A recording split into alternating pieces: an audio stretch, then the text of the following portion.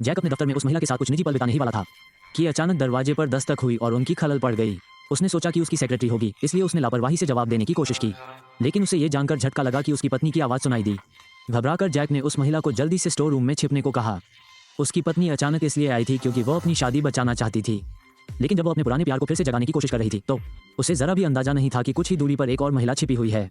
Jack अपनी पत्नी के अचानक प्यार भरे व्यवहार से भयभीत हो गया था, इसलिए उसने काम में व्यस्त होने का बहाना बनाया और उसे लगभग धक्का देकर दरवाजे से बाहर निकाल दिया। जैसे ही वह गई, वो महिला अलमारी से बाहर निकली। उसके कपड़े सिकुड़े हुए थे और वो बहुत दुखी थी। हालांकि वो और जैक एक दूसरे की परवाह करते थे, लेकिन वह जानती थी कि जैक का अपनी पत्नी को छोड़ने का कोई इरादा नहीं है।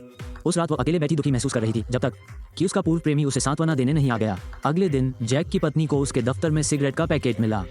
चूंकि जैक धूम्रपान नहीं करता था, इसलिए उसे एहसास हुआ कि उसका पति उससे हमेशा झूठ बोलता रहा है और उनका विवाह अब ठीक नहीं हो सकता।